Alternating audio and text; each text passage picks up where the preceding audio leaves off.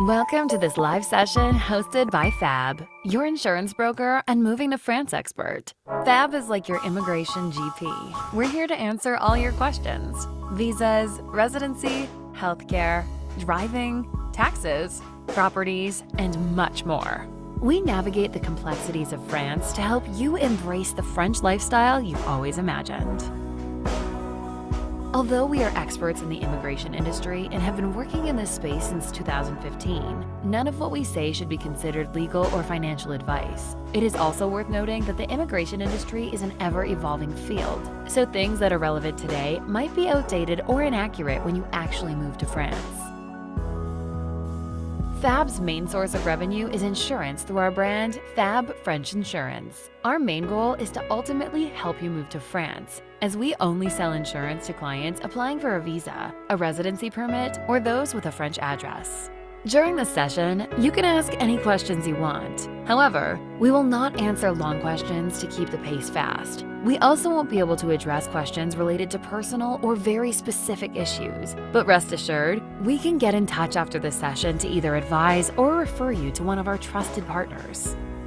And now it's time to get this event started. Thank you for joining us today. We hope you find our answers valuable. Our greatest reward would be to be a part of your journey to moving to France, and hopefully, it starts with this session today.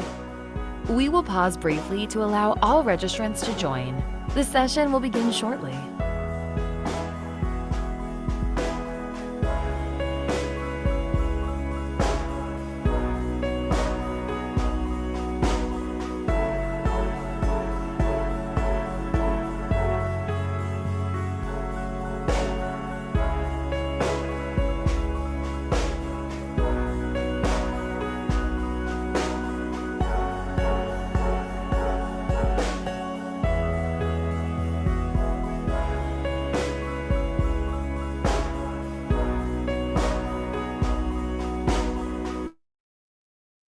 And now we're back. Thank you all for waiting. So this session can get started. Thank you for joining and being so many of you today and this evening. This is quite a popular topic. So we'll get started today. We have quite a full panel. So we have Carmel, and I'll ask all the panelists if you'd like to, well, get the cameras back on, please. So we joined this evening by Carmel from Les Bons Voisins, Sue from SR Charpentier, and Jack and Becs, as well as DIA enthusiasts. They did it themselves. And in the background, last but not least, Nani, our US expert as well, will be addressing all of your questions live, and also will be able to address and answer some of you guys directly, but also any questions we will not address during this event.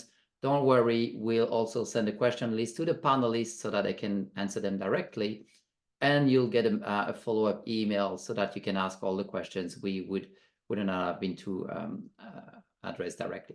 So maybe we can start with the panelists to introduce themselves. Carmel, what about you first? Hi. Okay, right. I co-own and run a property management network, which is called Les Bons Voisins, or the Good Neighbors. And this network was started or established in 2002. And we currently have 18 teams who are based throughout different parts of France, providing property management services to an international client base. So currently we service about 500 properties. And the other thing that we do is we also recruit and train individuals who would like to live and work in France. So yeah, that's just a synopsis of what we do. Fantastic. Or grand, would you say, in Irish, wouldn't you? Absolutely. Thanks, Carol. Maybe we can jump onto you, Sue. Maybe you can tell us a bit more of what you do. Hi, I'm the Director General and also a country company.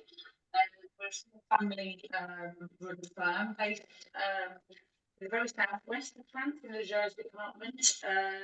We've been here for 6 years, and our main artisan spot. My husband has been in the industry for about 30 years, so there's not a lot he doesn't know about renovating old properties and building new ones. Fantastic. Thanks. And now Jack and Becs. Hi everyone, this is Jack and Becs. We moved to France from New Zealand 5 years ago. We chose southwest France near Angoulême to buy our house. We bought way too much house. We have a huge maison de maître style house that hasn't been lived in for over half a century, and the attached longier, which actually we live in the longier. We've started renovating the longier, and we're in the middle of that at the moment, and everything that goes along with that. And yeah, we just generally love living here.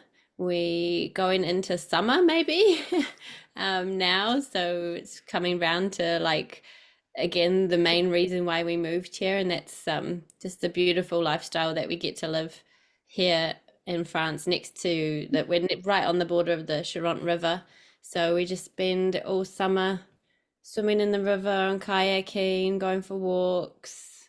Yeah, just generally enjoying French life when we're not.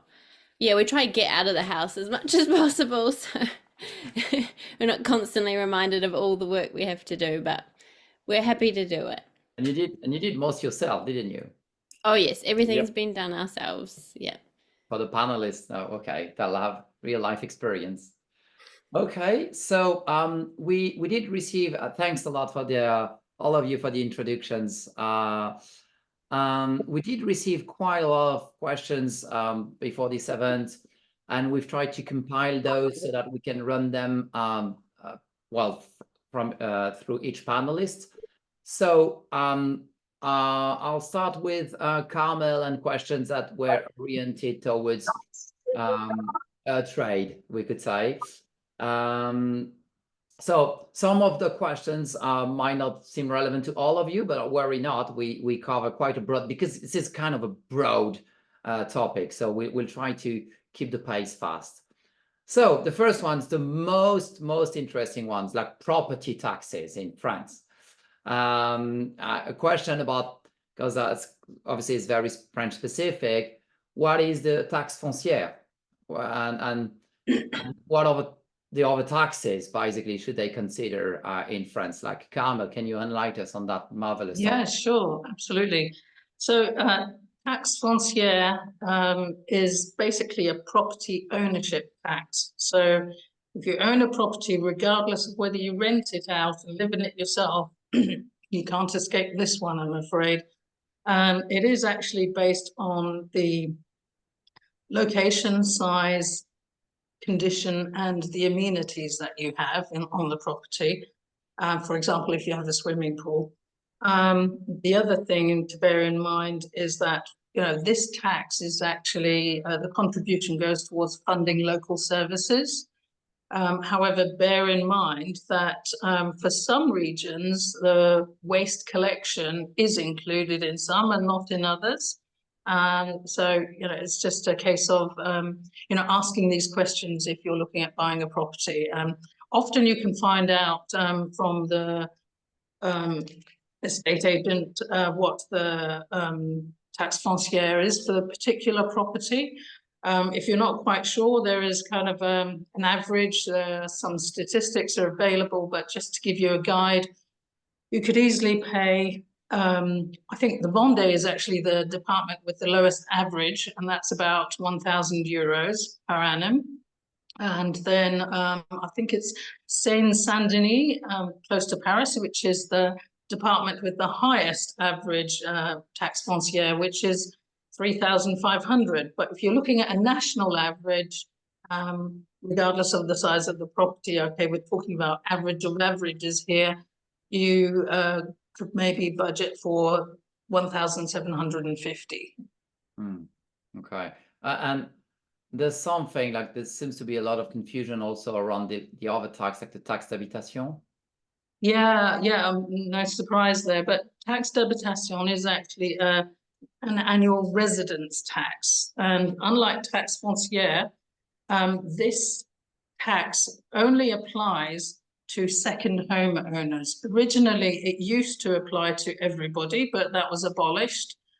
And I believe by now, those people who have a primary residence no longer pay it. It took a few years to kind of be fully abolished. But for example, if you're buying a home in France, but you don't intend to live there full time, that would be regarded as a second home and you would be charged taxe d'habitation on it. In a similar fashion to taxe foncière, it is based pretty much on similar criteria.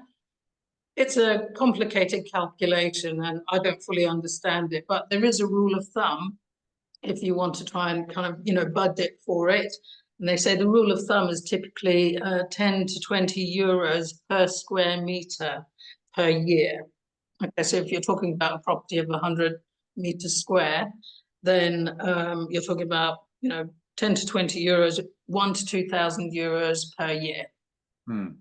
Yeah, and actually it's a good, because the taxe foncière, when you're buying, if you didn't buy the property yet, when you buy the property, this is completely normal. I mean, I would do it and the French would do it. So it's completely normal when buying a property to ask the seller or the agent about how much is the tax, because it's not dependent on the buyer or the owner. It's kind of, I would say, a flat rate. It's dependent on the property itself, as you were laying out. So, okay, it's good to know. Absolutely, yeah. So one other point on taxe d'habitation, if you are renting out a property on a longer term basis, that the occupant, if they're resident in that property on the 1st of January of that year, they would become liable for the tax, not you.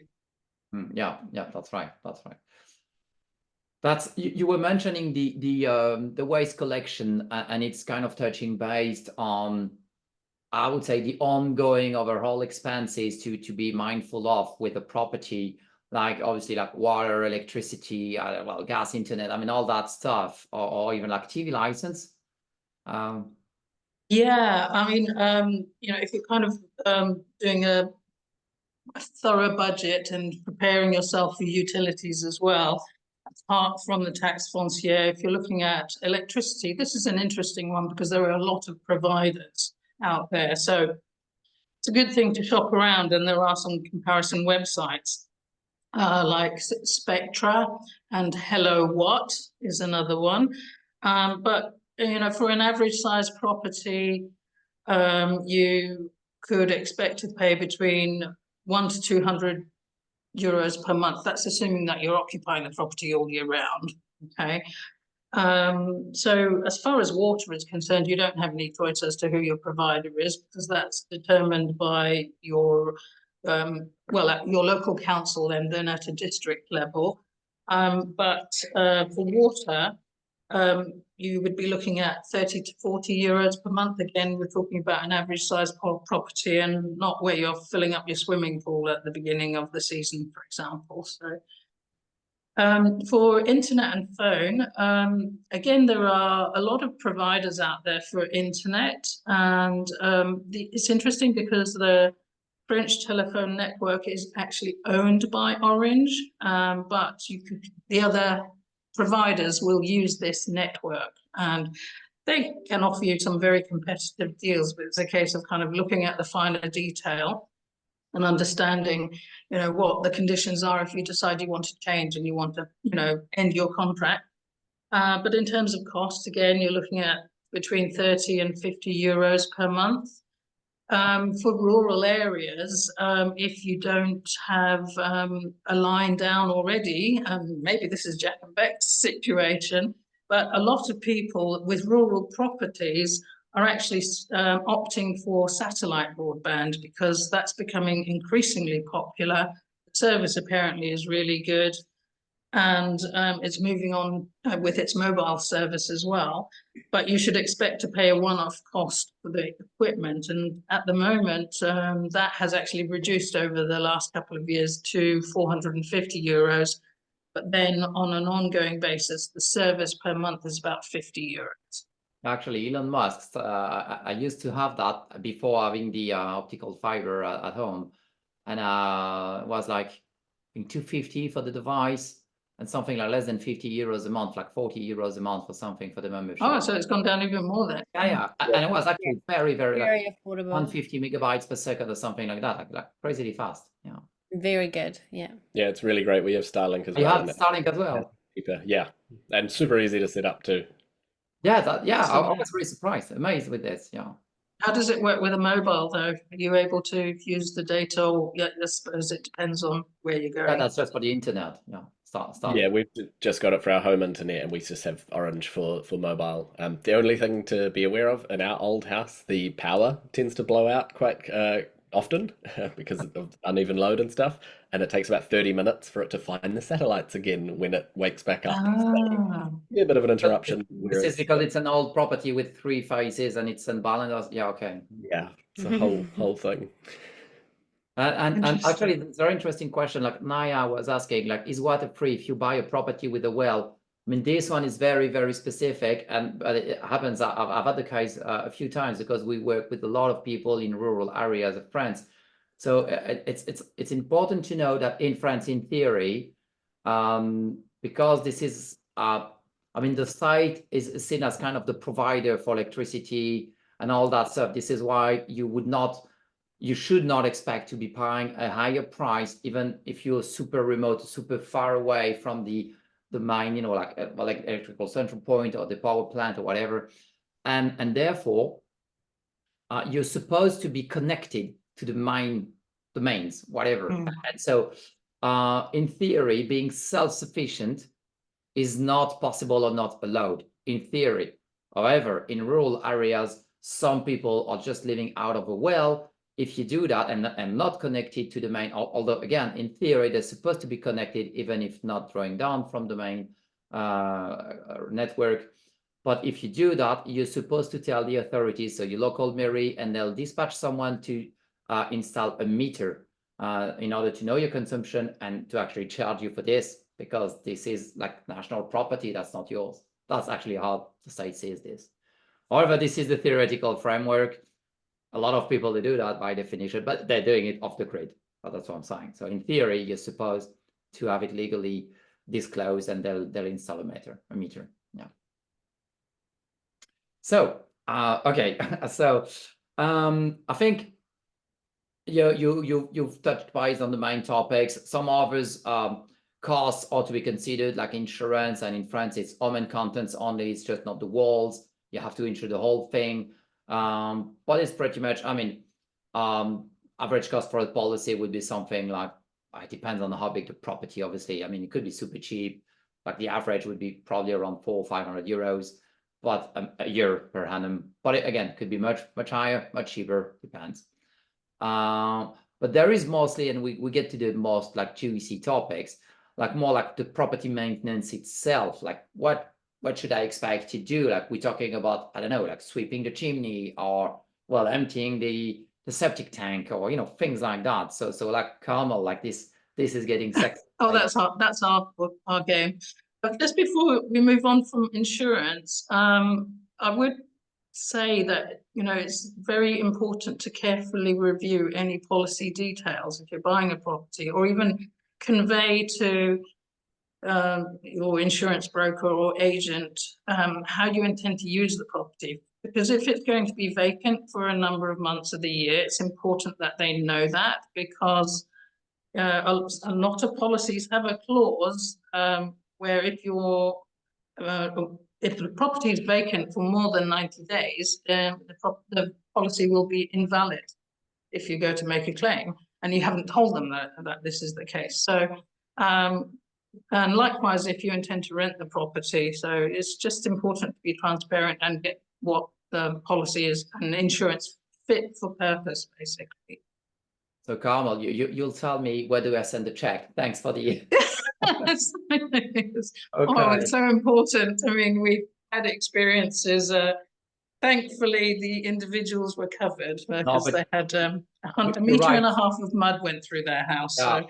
And this is something so often overlooked. Obviously, we're not these aren't sexy topics, so people think like they're buying for the border policy and then they insure it. And France is actually very specific with that. For example, accidental damages are usually never covered, and tons of things like that. So this is a different country. So at least at first, I think it's really good to speak with people who are used to dealing with expats in general. Not saying that you can do it directly, but there's so many pitfalls.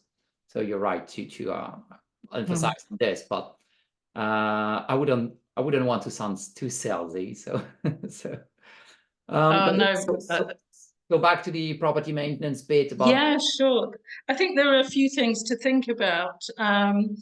Again, it depends on the type of property, and but you might want to, look at, for example, if you have a wood burner or a pellet stove or an open fireplace, even. Again, depending on how you're using the property, you should be aware that there are regulations in place, and again, your insurance might even mention it, that there is a requirement to sweep your chimney at least once a year. In some areas, it's twice a year. So, if you're budgeting for that, depending on the area that you're in, that could be anywhere between 50 and 100 euros per chimney per sweep. So then looking at other things like the fosse septique.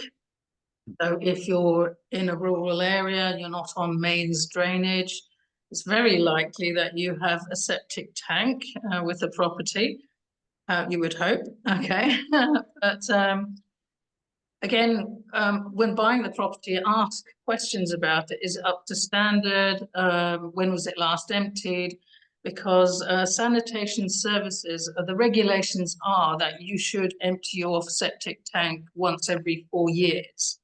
But again, it depends on how often it's used, how many people are in the household, etc. So, but that's kind of like just a guide for you. The average cost of emptying an average size septic tank would be about 210 euros. The other thing to consider, again, we're kind of talking about rural properties because, this is kind of, the ideal lifestyle, I suppose, but bear in mind it comes with nature, including pests to some people. So you may want to look at pest control services. The critters come indoors, during the different seasons, depending on what they are. Pest control services might be a way to go. Their charges vary depending on the complexity of the infestation. Like if you're talking about punaises, which are like, we call them stink bugs otherwise. They love hanging around near your shutters and windows, and they seem to get everywhere, but if you crush them, they don't smell very good. And but they're harmless otherwise, but they're just kind of a nuisance. Some people really hate them, but yes, you can have your house sprayed to get rid of those. Sometimes, surprisingly, I've had my neighbor had I think it's called Asian hornets.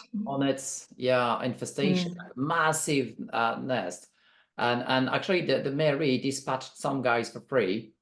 Yeah. Problem if it's a risk, I think the Sapeur Pompier used to deal with it, but No, they no charge longer fee for deal that. with it. It's They still so do it's it been- sometimes with the charge a fee. Yeah. Oh, okay, so it depends on the region then. If you're talking about a bee's nest, there is a whole network of people. There's this particular website even of people who are happy to, if they're quite close to your area, they're happy to come and actually manage it and collect it for free. Yeah, because obviously, they will rehome the bees. They're kind of taking the protective approach. And also, don't assume. I mean, the theory in France, because you've mentioned septic tanks. In theory, there is a roadmap so that all, basically all towns are connected to the main. Like, you see the theory. Same with the fiber internet and stuff like that. But the real life is different. And for example, this is very good. I mean, we were talking like Jack and Becs. They are in very rural side of France. They're connected to the mains. I'm in a very touristic area. I have a septic tank. So, well, you can't assume that because, and I can tell you the prices of property in my area, they've skyrocketed, so it's super expensive, and yet we're on septic tanks. So, so don't assume that just because the place looks popular or very rural, like these are the kind of things like to have in mind and to ask for. Yeah. As far as maintenance otherwise, look, what I would say is there's, 101 things you could do to a property to maintain it, but if you're not there, you might want to think about property management services. And even if it's just to say this has happened, and make you aware of it, just a kind of basic service, for example, would cost in the region of about 50 euros per month just to hold the key and go and do a check. For example, if there's been a storm, you want to make sure that, everything's intact and the tree hasn't fallen on your property, for example. And then it's up to you after that if you want to instruct the property manager to do anything further. You obviously can get other artisans in, or you can ask the property manager to liaise with artisans locally, for example. So, yeah, I mean, do you want to talk about other artisans? Yeah, just before that, in regard to pools, there's something, because you mentioned security, the norms might be very different from one country to another, and in particular with pools, I think, like this is something in relation to property maintenance, but how, well, are you following the norms? Because many people would have pools which might not be compliant with local norms. I don't know if you can say a few words about that, but. Yeah, like for swimming pools in France, there are particular regulations whereby you must have certain things in place, and it's usually one of three things. There are numerous things. In fact, you can have. This is France, so obviously, yeah. Yeah, and you can double up on them as well. One is a fence, a lockable fence. So, for example, a child can't get in there, or animals as well, because we've had a case of deer soup, basically. So, but yummy. yeah, no, not really. But otherwise, it would be a rigid cover. So, for example, a small child could walk on it without going into the water. The other option is a pool alarm. Okay, so they can be fitted beside the pool, but this is a legal requirement if you have a swimming pool. And you're right that there's also a topic about like finding local tradespeople, and maybe Sue can, or maybe you as well, Carmel. I don't know. I mean, we work very closely with other artisans. Obviously, we are limited in what we can do ourselves. For example, we're not plumbers, we're not builders, we're not electricians. France is very, very specific and strict about those things, by the way, guys, because yes, it's not like other countries, mostly the UK. Every tradesman and salesperson, they have to be specifically insured and have like a 10 years insurance and stuff, like even a painter. So elaborate on that. Yeah. And certain gardening. An arborist isn't necessarily what we do, but we do gardening, for example. So, but just on the point that you mentioned with artisans, that what we would always advise is that, if you're engaging an artisan, ask them for their business registration number, which is known as the SIRET number. You can then look it up online. Yeah, you can look it up online and check to see exactly what they're registered for, and hopefully it matches. To have the insurance number on each quote and invoice. Yeah. Because basically, it's just a way for you to be protected. Because actually, France, has created this framework to protect the client. It's not actually to be painful to the professionals, but so this is why it's very, very rare to find like a jack of all trades kind of artisan. Very specific in France. And as I was saying, maybe Sue can add a few things on this topic, because. Yeah. Can I just say, can you hear me? Because I know there was an issue previously with my sound, so I'm just double checking. So it sounds a bit better. Okay, great. Yeah. Obviously, touching on that subject, yes, there's things that you can do to protect yourself when you're engaging in artisans. So the stirrup number, which you've already mentioned, you can check on the IMPI data website, which is a government directory, and it has everybody on there. Everybody. Previously, you could hide or not have your stirrup shared publicly, and you would only be able to find it through the Chambre de Métier. But since the government changed the system to a one-stop shop IMPI data, the directory has everybody on there now. So anybody that you engage with, you can either put their name or their stirrup in, and it will list their activities. They'll have a primary activity, and they have something called APE code, which is a code. Ours, for example, is Charpentier. That's our main activity, but we also have another 4 activities under that, and that's on the website as well. You can check. Also, when they've got their decennal insurance, it has to list each activity on there. If the activity isn't on there, they're not insured to do that. So that's a really good way of looking and making sure that the artisan that you are going to employ is actually insured and registered to do that particular job. No, that's right. Yeah, it's a very sound advice. And this is something that I see very often, obviously, as an insurance broker, people coming to us and, like very often from the UK with like thousands of lists of activities and like, I'm doing this and this and this and that. And the thing is, even if you have like city and guilds qualification and stuff, like this is a different country. So France would be very, I would say, strict in a way. Like you need to be able to prove that you have factual and kind of a lengthy experience for each and every single trade you want to be insured for. And that's why working with professionals, but also something that, I mean, for people to understand why we're insisting on this, even if you trade, like you work with an artisan and the guy disappears or went out of business, like, well, basically 2 or 3 years after they leave the job, they're no longer around, or they disappeared, they're no longer answering you, and there is a problem,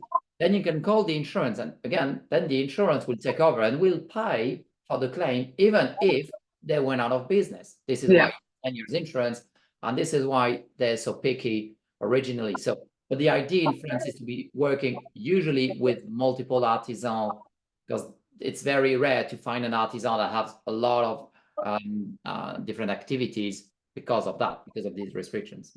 Yeah, I think when we first arrived, we were slightly naive, I'd say, because in the UK anybody can just register as a general builder. They don't have to prove any qualifications, any kind of skills or anything. So when we came, we were just shocked by the amount of paperwork that we had to do. We've had to prove every single activity that we are registered for, and we've had to prove it to register and then prove it yet again for the insurance as well. So all along the steps, they're constantly asking for those qualifications and skills. It might not necessarily be a piece of paper. It could be that they've had three years experience in a French company as an electrician or as a carpenter or as a mason. So they either take the diploma or they will take experience within a company, within the EU, actually, not just France. Yeah, I mean, there are equivalencies, but very often it boils down to, I would say, whoever is dealing with your file. I mean, if they understand where you're coming from, like, that's why I took like city and guilds, because this one is known, like this one is an obvious one. But if your training was from something a bit less known, or like you've just done 10 years in a trade and then you're trying to have this converted into experience, then you need an introduction letter from the former employer usually. I mean, it becomes a bit more blurry, like you have to prove that thing. But but it's I mean, it's highly regulated in France. It's not in other countries, and it's in the last 12 years that it became regulated. So, but if you instruct an artisan and you want to know what they're doing, they'll be quite happy to give you their credentials. So, a couple of questions I've seen which are indirectly related, but could be So when buying a home from the US, common thing to do is inspection and, you know, like sewer inspection, camera and so, well, something equivalent does exist. Like the seller does have to run an inspection in France as well. I mean, to be fair, it's usually something that's worth 250 euros or something like that. So you can imagine the amount of work that's done for that price tag. So it's not the standard you're usually used to.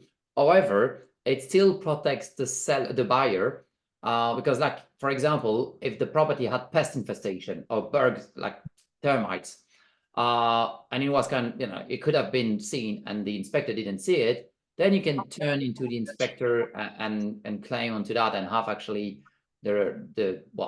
whatever job needs to be done to fix this filed onto against the inspector. So there is something equivalent, although this is not as strict as the US or the UK, for example. You could also get your own inspection done, but this is something else. Like it is contractual. So the inspection that's mandatory for the property transaction. Also, and this one is directly related, Chantal was asking about the criteria to have included on invoices from contractors doing work on a property in France, because she understands that they may have specific things to be covered in the invoice for capital gains taxes down the road. So basically, I think what she's trying to ask is if you have a property and it's within a trust or an SCI or whatever, or even if you have income, it's generating revenue, you can deduct property expenses. And yes, this is correct. I mean, the artisan doesn't really have to have a specific mention in this. It's just it can help you back up your claims, because if it's something that they consider as you making your property more valuable, this is not something you should be able to offset onto your capital gains or deduct or like business expenditures for property income.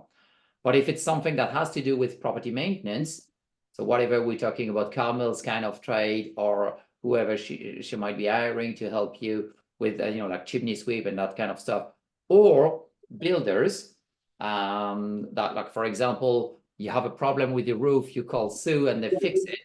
This is property maintenance, so that you can offset on future capital gains, or if you have income that's tied with that property and you are au réel, as we call it.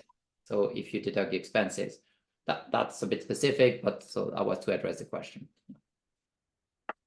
Okay, maybe we can move on to the next topics.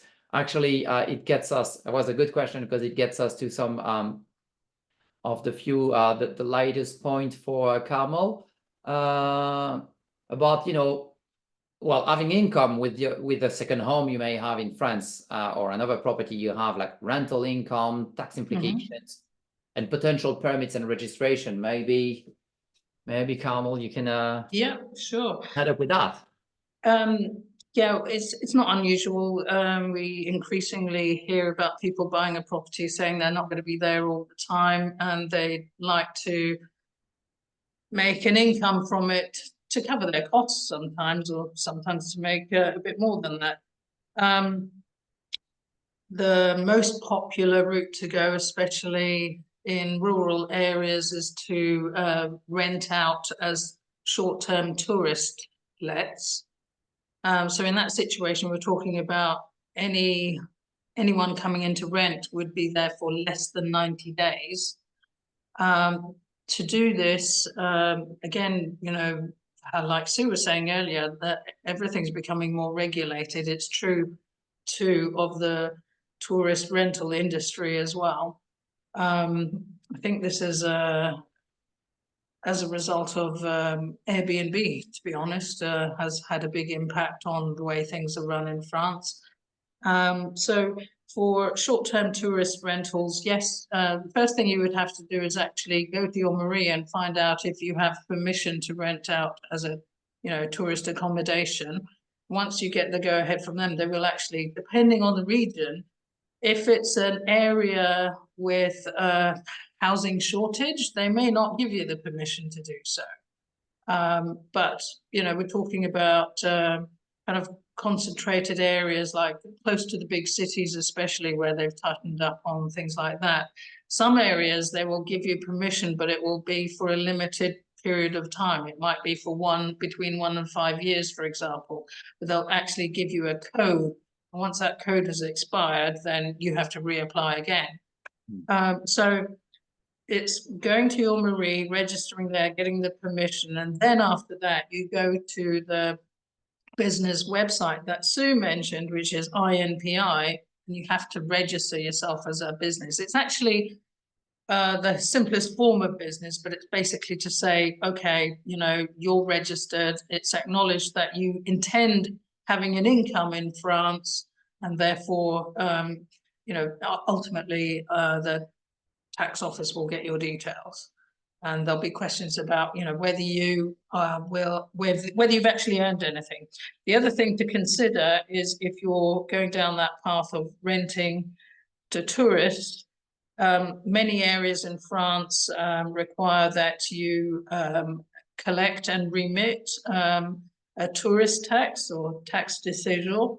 And this can vary from area to area. It can be as little as cents or €1 to 3.5% or more, depending on the area. So that's something that you would also have to be responsible for. But it's a very popular thing to do, okay? The other thing that we're seeing increasingly popular is to go as far as medium-term let, I'd call it, because it's up to 12 months. The regulations here are different, and in this situation, you wouldn't have to go to the local town hall or the Marie to register. What you would have to do is you would actually have to draw up a proper contract in French, and it would be advisable to do it in English as well if your tenant is an Anglophone. So in this situation, the rental agreement was called a bail location. So this would be, it would state the terms of the lease, and that would be up to a maximum of 12 months. And so the tenant would actually be able to break that lease with 1 month's notice typically. You know, they're fairly straightforward. The other documentation that would be required would be an inventory of everything in the apartment, because usually these are furnished lets. And then the owner would also be required to provide a diagnostics report, which is something that you would have if you just bought the property. And often the diagnostic reports are valid for 10 years. And it's basically telling you, are there any termites, are there any other risks, etc., asbestos, things like that. And finally, the other thing to consider is an energy performance report. Again, you likely would have had something like this if you just bought the property, and you just give a copy of it to the incoming tenant. What it does for them is it gives them an indication as to how energy efficient the property is and what likely what their bills will likely be, how high, for example, during the winter time. It's important to give them that kind of information. Oh, fantastic. Yeah, it's great. And also, just to be clear, any kind, in France only has, well, technically 2 types, but let's say it's only one type of long-term contract, rental contract. That's a 1-year contract. Well, that could be furnished, and then it's a 3 years contract. But basically, it's 1 or 3 years contracts. Very often, that would be a 1 year, and then on a rolling basis every year. Every other type of accommodation, Airbnb, Sheets, whatever, they fall under the short-term contract kind of category. So yeah. Okay, well, thanks a lot for all those insights. I think it's time to move a bit more on the renovation bit, because a lot of you guys might consider also doing work yourself. I've seen a questions, was kind of related to insurance as well. You know, what about if I do things myself? Like what about the 10 years insurance then? Well, it's completely okay to not be insured. I mean, you can do the work yourself, and then if anything goes wrong, I mean, Jack and Becs probably like, well, you know, like if you've messed up, that's up to you to fix it. I was like, it's kind of the rule. So basically, yeah, what about insurance? If you do it yourself, well, you have to clean up your mess if there is any. So Yeah, it's pretty straightforward. You do it yourself, you fix it yourself. Yeah, exactly. So that this one is an easy peasy. But I mean, it gets to a more specific point, which I think is interesting. It's more about like, permits, about renovations and permits in France. Like a lot of people have asked something like, well, can I do renovation on my own without asking anyone, like the mairie, which is the city hall in France, or like my neighbors? Like, do I need to ask neighbors or the mairie? And maybe some insight, like Sue, Jax. Well, if you're doing inside, as a general rule, as long as you're not in a restricted zone that stops you from doing that, the interior of your house, you can pretty much do as much as you want as long as you're not adding any habitable space. So, and that includes a mezzanine. So say you have a really large room and you put a 10 square metre mezzanine floor in, well, that creates 10 square metres extra habitable space. So these kind of things you really do need to put in declaration préalable de travaux, a DP, so a prior declaration of works in English. So and anything that really changes the facade of your house. So if you want to paint your shutters a different colour, if you want to change the windows to a different type of window, different style, different design, if you're doing like for like, so say you have an old roof and it needs replacing, but you are going to replace it, as some do around here, they will put new tiles underneath with the canal and put the old ones back on top, so it doesn't look any different. In that case, you don't necessarily need to. Generally, because it's going to look exactly the same. So anything that really changes the appearance of your house from the outside. But like Carmel touched on, it depends where you are. If you're in a really restricted zone and you're in a Bâtiment de France or it's extremely restricted, then your best bet is to just go to your local town hall, and they will let you know what restrictions are in place for your municipality. Yeah, we were actually discussing this like with Jack and Becs and you just before we started the event. Like one guy asked the question, where was it? Well, basically asking like, can I install like a gazebo on my property? And that kind of question seems like casual and very simple to answer, and like the general answer would be yes. But you do need. There's always a but in France. Like I could not, for example, because I'm in a protected area, and that would be forbidden. In most places, that should be okay, especially if you have a big plot of land and you have a lot of allowance to build on your land and stuff like this. But so it's difficult to have like a point blank answer and a generic answer, because very often it really boils down. I mean, for us personally, we've been renovating our house, and our house is split into 3 parcels on the cadastre, and one of them it's non-constructable. So we're not even allowed to build a pergola. We can't put a shed on it. We can't put anything on it. So it's really, really important to know what your parcels of land are zoned as, because that's referred to in France. There is a technical word for that. That's the PLU. Yeah. Kind of encompasses all the rules and what you're allowed to do and not. I mean, don't try to bring it out and have this as a bedside reading. It's probably going to be this big. Yeah, I mean, it's mentioned a lot. You see it on the forums. Somebody will say, well, look at the PLU. Well, what is that? It's basically a document that stipulates the development of that area. So it down to the roads, down to the sustainable development, down to the environment. So like you say, it's a huge document, but in terms of doing things to your property, there may be things in there that restrict. It could be a plot of land that you can't build on. I know a few years ago, the PLU was changed in our area. I think it was a national big change, and our mayor said to us, we had a letter saying, if you want to put planning permission, do it before this date, before it's changed, because they reduced by about 25% the amount of land that can be built on to protect the countryside. So it has changed. So it's worth just asking the question. And actually, maybe Jack and Becs, for example, you, like, as you did it yourself, how did you came up with, to understand what was allowed or not allowed? I mean, how did you do? I mean, what was your experience with this?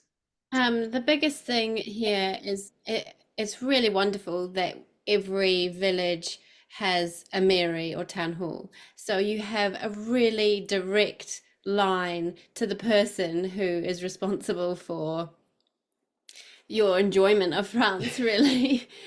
So I highly recommend, if you come here to France, that you make it a very high priority to introduce yourself to the mairie, to the mayor, like straight away, and make a good impression, because they can either make your life very easy or very difficult. So we've been very fortunate to have had two mayors that both really welcome us and are really happy to have us in the village, like renovating this house, and they really appreciate the work that we're doing. So we just went to them and asked them like what we needed, and they were very, very, very, very helpful and very patient. Yeah, very patient, because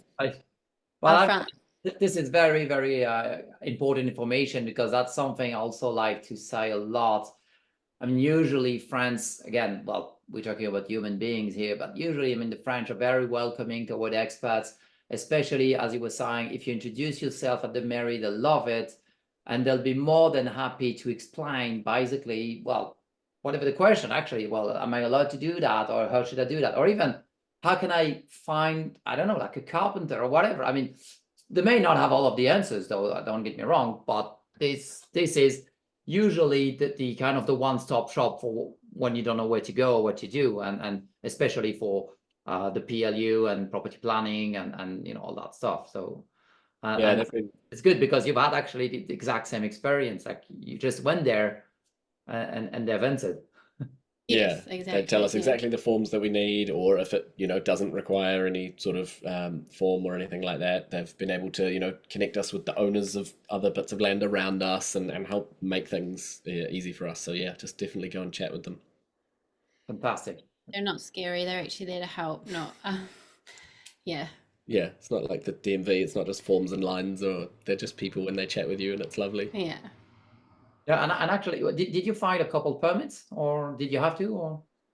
Yeah, for the outside of a house, adding a window in to a room. Yeah, but it was, I mean, I love France. I mean, they say it's lots of paperwork, but I actually really appreciate it, because it's like, you need this and this and this, and you're like, great, let's just go down the list. Tick it off, tick it off, tick it off. And as long as you've ticked every box, you've got nothing to worry about. Yeah, it will just be a matter of time. Like, just things just take time. But as long as you've ticked every box, you've got, yeah. This is it. You're just in trouble if you don't know which box to tick. Yeah. Yeah, often, I mean, at first we were translating these forms, like, even, and there was in English, and I was like, it still doesn't make any sense. I don't even understand the English version of this. Yeah. But I mean, we've, like, for example, we had to do new tax declarations for what was habitable on our property, and this whole new form came out, and we've got so many little bits of buildings, and we were like, I'm sure this isn't correct what they've got for us. But we just went to the tax office, and again, while this, you might think it would be all lines and forms, this person sat down with us and explained it all, and basically asked us the specific bits of information that they needed, and helped us fill it out, and got that all done. Yeah, I find it's quite. Actually, I think you mentioned that you came from New Zealand, and so what is there any, or are there any major differences that you felt, you know, like through these processes, like different processes compared to your own country with France, for example?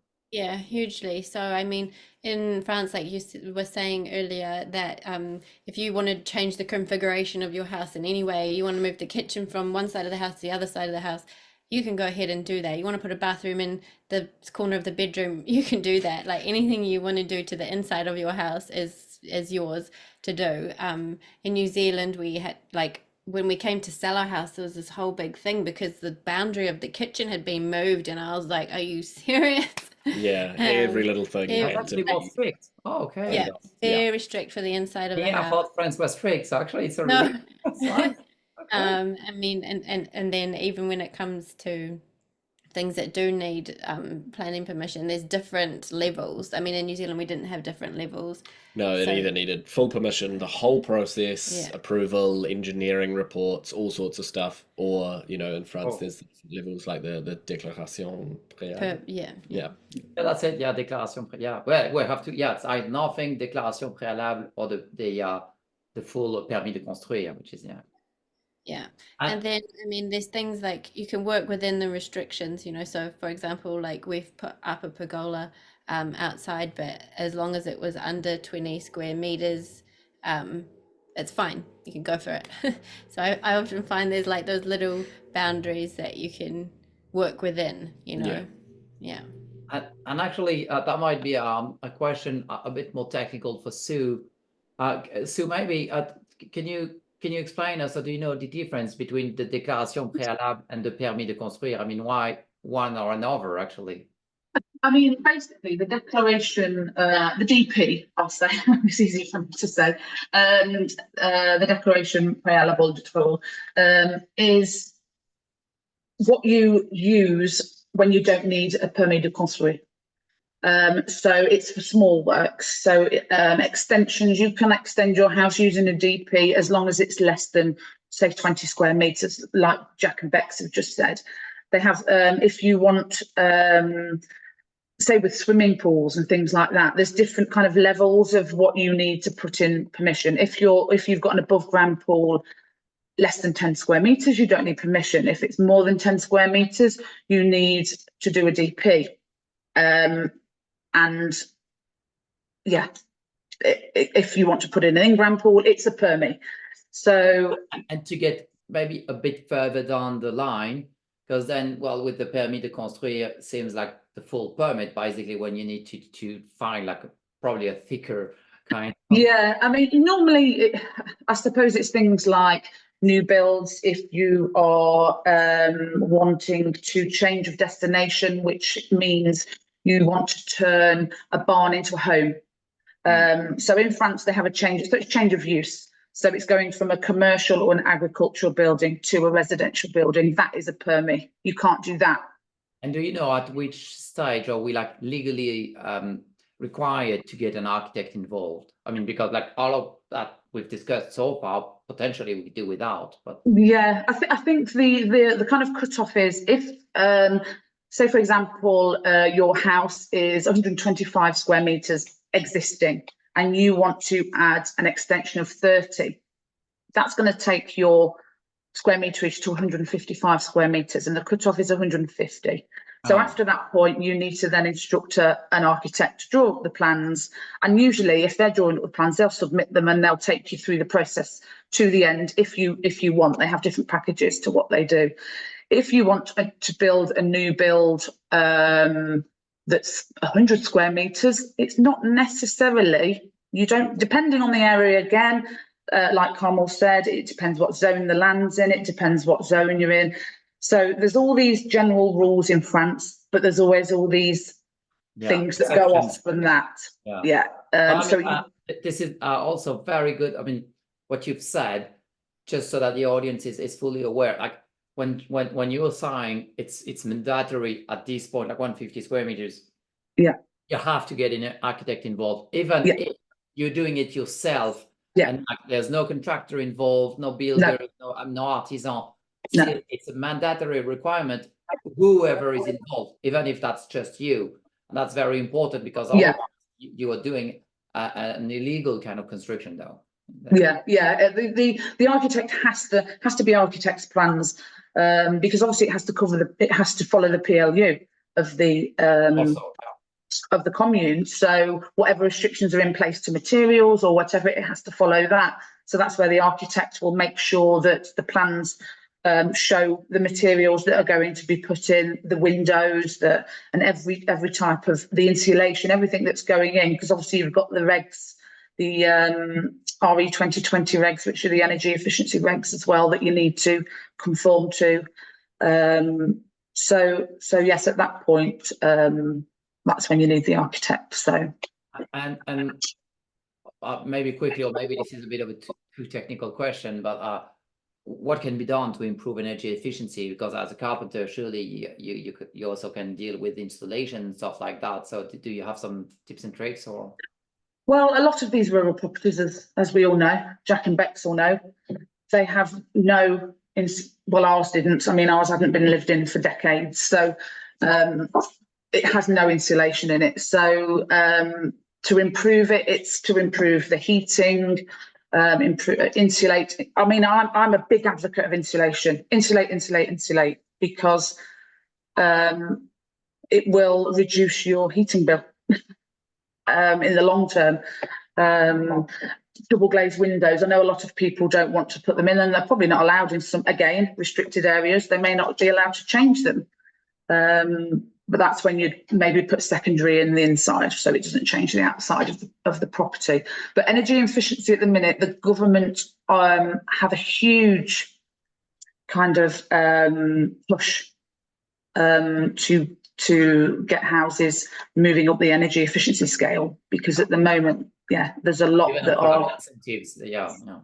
Yeah, it's a big push. So there's a huge drive.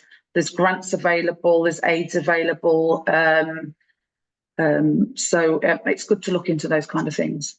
And actually, I think we've discussed about this, but like before the event as well, like with Jack and Becs.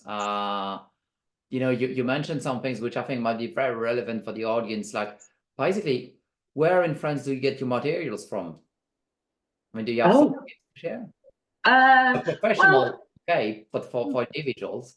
I mean, when you come into a foreign country, you don't know anything. So it's taken us and probably as a company 3 years to get some good supplies and find where they are that aren't the local brico or the kind of public places. But we live in a very rural area, and we have a lot of places that we can get building materials. They're not in short supply. Definitely not. You'll have a local brico. There'll be a local builder's merchant that you can go in as the public and get your supplies. So for us, we have never had an issue with supplies. And Jack and Becs? I'm going to say. Highly recommend Brico Depot as far as the local bricos go. Definitely, it's on the more affordable end of the scale, but they still have everything. So that's where we go for most things. If they don't have it, we'll go to Leroy Merlin because they sort of just have the biggest range, but it is pricier. But yeah, go there. And then nationwide brands, so you'd find them pretty much all across France as well. Yeah. So but your go-to would be Brico Depot for you then. Yeah, we're regulars there. They know us now. We're in there a couple of times a week, sometimes multiple times in a day if I've forgotten. Yeah, like, do they do like fidelity cards or something? Yes, they do. Yeah. But I think like for a few things we have to plan in advance, like bathroom tiles, things like that all need to be ordered in. Yeah, bits of fencing, tiles, things like that, where they don't have them in stock. You can order them online and then you go pick them up, but you might have to say, I'm going to pick it up in 2 or 3 weeks or that sort of thing. So we have to kind of plan around that. What about delivery? I mean, do you have like a truck or? We have a trailer. The delivery costs from Leroy are through the roof. I don't know how they get away with it. So we have never had anything delivered from Leroy because, it's really, really expensive, I find. Brico Depot, we haven't looked into it. We haven't needed to. We have a trailer, so that doesn't. Maybe they offer car rentals or like truck rentals or like. Yeah. You can rent vans and trucks through the supermarket. Yeah, really easily. And Brico Depot has their own. Oh yeah. Actually, speaking of supermarkets, underrated place to buy tools is Lidl. The Parkside brand of tools are dirt cheap, and I use them very often, and I've been so pleasantly surprised. So hot tip, check out for tools. Really, really cool little tools for a lot of little jobs. Okay, well, and actually, you've kind of mentioned this very shortly when you were talking about the power cuts, but like meters, they work very differently in France compared to other countries, and well, at least from where you're from, like you have power output maximum allowance or stuff like that, or like. Yeah, so there's like a maximum amount that can go through, and our whole property is a mess. It has 3 phases, but those phases are split. So basically, we don't use 2 of them, and there's just one going into the house. So even though we have the maximum possible allowance, we're only getting a small chunk of that to power the rest of our place. It's something we will resolve in the future, but for right now, it Eventually, just means like turn the heater off. I need to boil the jug. Okay, I'm finished making coffee. We'll put the heater back on. Oh, you forgot to put the heat pump on before we went out. Yeah. Yeah, so it's a bit of a mess, but it's manageable. But definitely something to be aware And of. then the power will go out and we'll just look at each other and be like, whose fault was that? Yeah.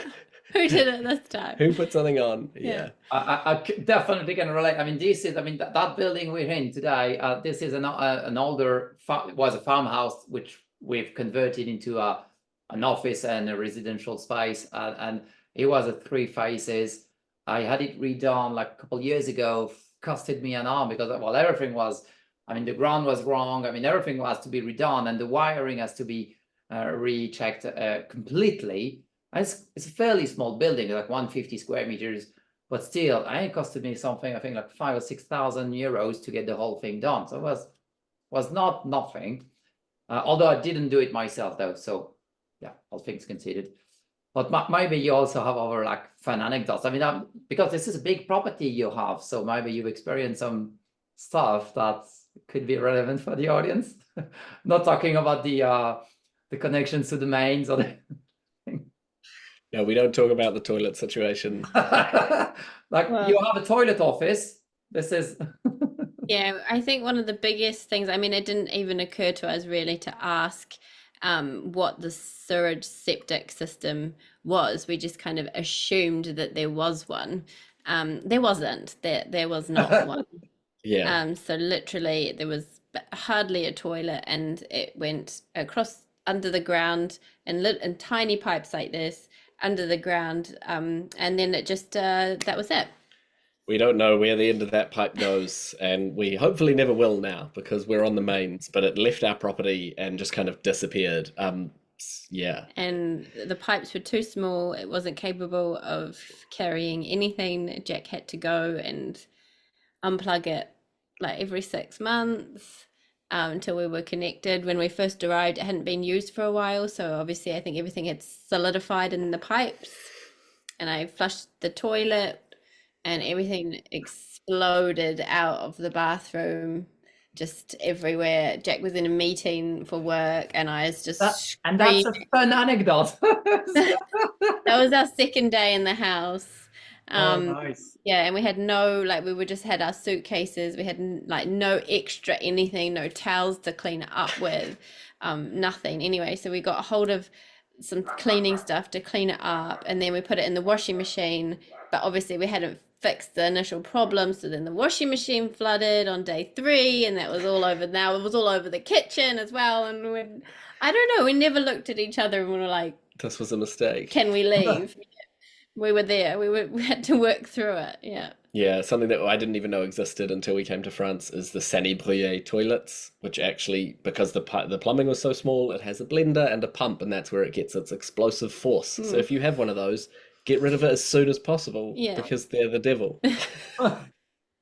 And actually, because it's kind of a thing in the US under the sink, they have the same kind of stuff, but on sink, you know. Exactly. We don't have that in France. We have that for toilets, but Yeah.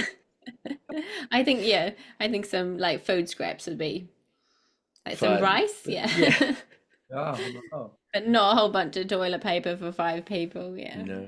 So also just quickly for the audience, touching base on this, we so I've seen Sue, Carmel, and I knew Jack and Becs. I mean, I've answered some questions.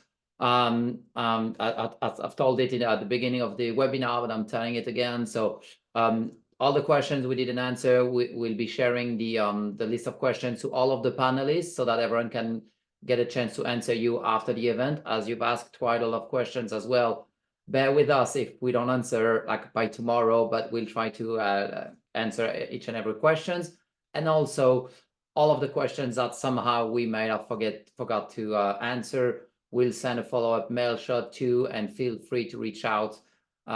We will definitely try to answer everyone, because the goal is to help you understand how all those things work. Maybe as a final kind of word and questions, we can have share everyone like a small, like Sue, Carmel, and new Jack and Becs, maybe some small quick anecdotes about how did you fit into the French culture? Because, well, technically you're all expats. Sorry, I cannot include myself in that lot. So maybe how did you fit in? How lovely was the neighborhood? Maybe we can start with you, Jack and Becs. Yeah, we felt nothing but welcomed here. We have found it really beneficial having the kids at school. So I think the first time we kind of got under the skin of it was at a Halloween event that the school held, and we thought, oh well, the French obviously are quite big into Halloween since they're doing it for school. And the next year we did, okay, right, we're going all out for Halloween, because in New Zealand it's not really a big thing. Yeah. So we had a Halloween party, and like we got all dressed up, and the other adults that we invited were kind of like, oh, you know, so you're really into Halloween? And we were like, no, you're not really into Halloween. We thought the French were big in Halloween. They're like, no, we thought it was a New Zealand thing. Oh, because you speak English, so they're okay. They just put okay. Yeah, but like because we were making this big effort for Halloween From a party. French perspective, though, I mean, you know, as long as someone speaks English, most of the French are like, okay, they're American. You're into Halloween. Yeah. No, that was the Halloween party. We walked around, it was organized by the school, so every like house had agreed to like leave sweets by the gate. So that was really sweet. We walked around, we met some of the people, got chatting, yeah, and then we were kind of in, hey. Yeah, that was it when we got, you know, the invites to the birthday parties and go from there. I mean, I think it's the little things. My favorite anecdote about how welcoming France has been is I was trying to remove a tree stump on our front lawn, and I was out there for hours. My chainsaw had died on me, and I was trying to hack this thing out with a handsaw. And our neighbor, who is retired, walked past, and he goes, "Have you not got a chainsaw?" And I was like, "I do, but it's broken." He's like, "I've got one," and I was kind of like, "Cool story. Like, I'm not sure what's going on here, you know." But then he was like, should I come and help, you know? And I wasn't expecting this guy in his 60s to come and spend the next 2 hours in this muddy ditch with this enormous stump. And we got it out together. And then he told his wife, put some extra plates out for dinner because we're going to have them around. And he said, it's been too long. You've been in the village. We haven't had you around. And I just think that was incredible, you know, that was how he just chose to spend his afternoon without any request, and then insisted on feeding us and the kids afterwards. And I have since been able to loan him my chainsaw, so we're all good. Well, this is living the dream. Great. And Sue and Carmel, hopefully some super story like that. Well, I suppose I kind of blame my daughter and my husband for this one. My daughter goes to school here, and she plays the saxophone, so that's a really great way of kind of, you know, throwing yourself into the community, because we travel all over the countryside to these little salles de fêtes, and they play. Sometimes it's, you know, not so good, and other times it's fantastic. So, but you know, it's a joy all the same. Our daughters have a common interest because mine plays saxophone as well. So. Okay. No, she's really good now, thank goodness. But we had actually noticed that there was this couple who wanted to buy in our town, and they had been coming to the area for a couple of years and staying locally just so that they could kind of look at the property market and, you know, hopefully find a house. This, as I said, went on for a couple of years, and we were made aware of this. And one of our neighbors said, oh, you know, can you come and help? Because my husband's always got the tools, always got a trailer or something. And can you come and help? And, you know, our friends of ours are leaving. They've just sold their house to this couple. We're going, oh, it's fantastic. They finally found the house that they wanted in our town. Fine. So my husband went along, and that was very nice. It turned out that they wanted to do a favor in return. So they said, please come for afternoon tea. And we were like, oh, the good tea, which is the good tea, right? Well, we were like, okay, we've got to look this one up and get it right. That means no alcohol, right? No, It's tea usually, and sweet things. usually not. So- Usually not. So my daughter decided to make some chocolates. So she loves playing around in the kitchen as well as playing her saxophone. So she made some chocolates to take along. We said, oh, that's a really good idea. That's nice. So we presented these chocolates to this couple, and he said, oh, that's very kind of you. Do you know what my former profession was? I was a chocolatier. Oh, obviously. Okay. Oh, okay. So Sam, you would say, I mean, you've had the same kind of experience. I mean, the French has been mostly like lovely towards experts. I mean, the general idea is, and usually the French are kind of actually even drawn to other people, but foreign people mostly. Like, Yeah, absolutely. No, it's I think we don't push ourselves on people. And I think in time it comes really, and we've kind of found that we've been embraced without actually realizing it. So, but it's That's great. and last but not least, Sue, hopefully you also have had nice experiences with the French. Yeah, we have. Yeah, I mean, when we first arrived, we're in a little tiny commune with an average age of about 104.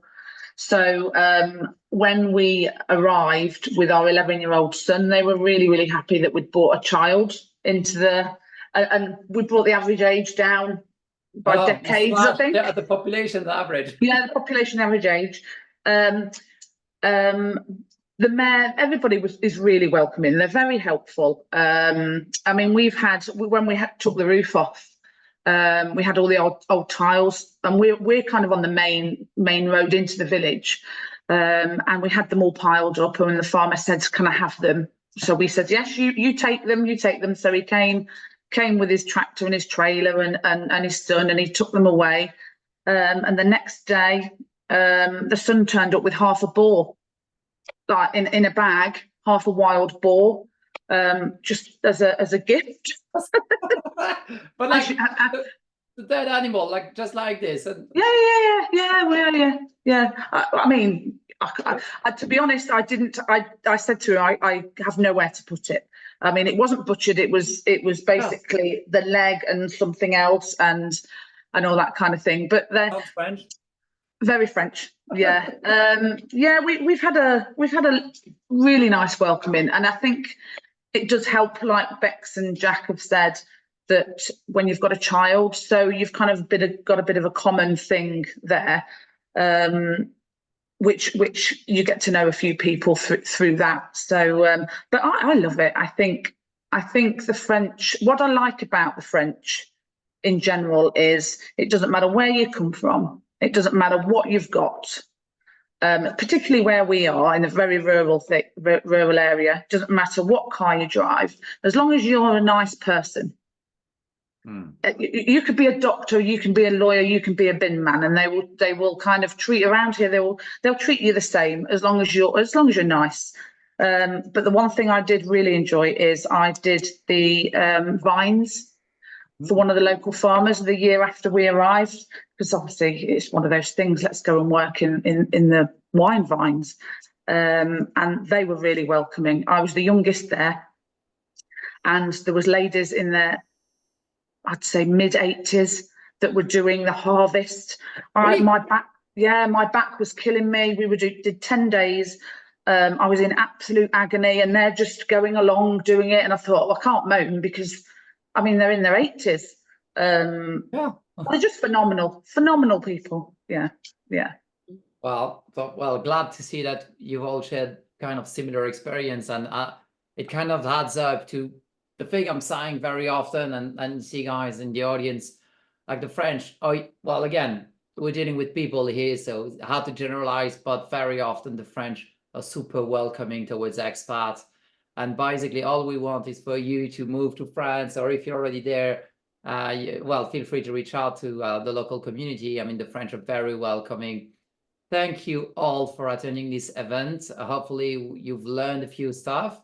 As I was saying, we'll reach out after the event, so all the panelists can reach out directly to you, answer the questions they didn't answer live, and we'll send a follow-up mail shot with ways you can reach out to the panelists, and also with ways to ask further more questions.